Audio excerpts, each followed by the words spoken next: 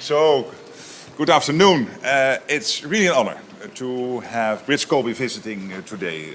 And you're a great friend. You were here in February.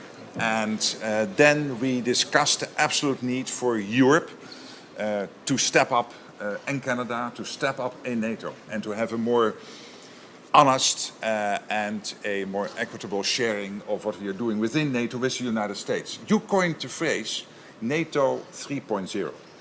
And that's basically what we're now all using because it was very well put.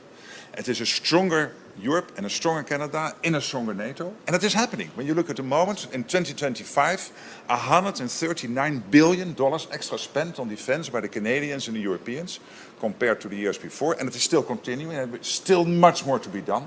We will get there. When you look at the capabilities, the same good news story. And when it comes to the leadership positions within NATO, the same is happening. Then we had a visit in June of Secretary Hexet, and he said, hey, listen, we constantly have to look at what is the best footprint for the US in Europe given the security environment. And he said, we will consult with our allies. This is exactly what you have been doing over the last couple of months. Today is also evidence of that. You being here at the meeting with the ambassadors, also consulting on this, discussing with allies what is the best way forward. So thank you for that. Thank you for your leadership and for being such an incredible friend. Well, thank you, sir. Thanks. Thank you very much, Mr. Secretary General. And I think the spirit is exactly the same spirit that we're pursuing this review in. And I just want to start out by thanking the Secretary General on behalf of our government as a tremendous friend to our government, but more importantly, I think in this context, for the alliance, exactly the spirit that I think we've all been pushing for.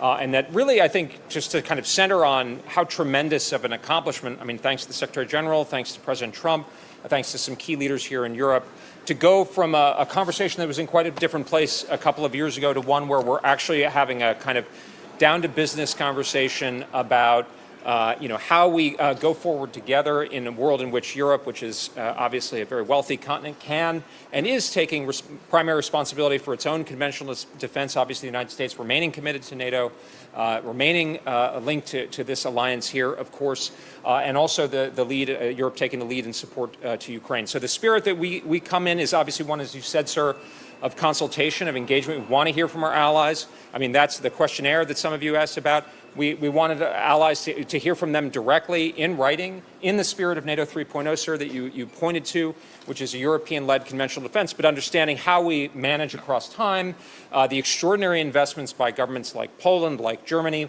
like your country, the Netherlands, many others. We hope others will come along. But I think we really want to stress here, and again, thanks to President Trump, thanks to Secretary General Rutte, how extraordinary this progress has been, and then to build, and this review is as the Secretary Hegseth has called it, the NATO 3.0 review, to advance and accelerate what's happening, and then to look at the strategic posture at a high level of the U.S. forces in Europe, obviously Europe remaining a critical interest for the United States, even as we prioritize the Western Hemisphere and the First Island chain, how we make that fit for purpose, not only for today, but going forward. Obviously, a lot of things here in the continent, we would think about even NATO 1.0, going back to 1987, 1988.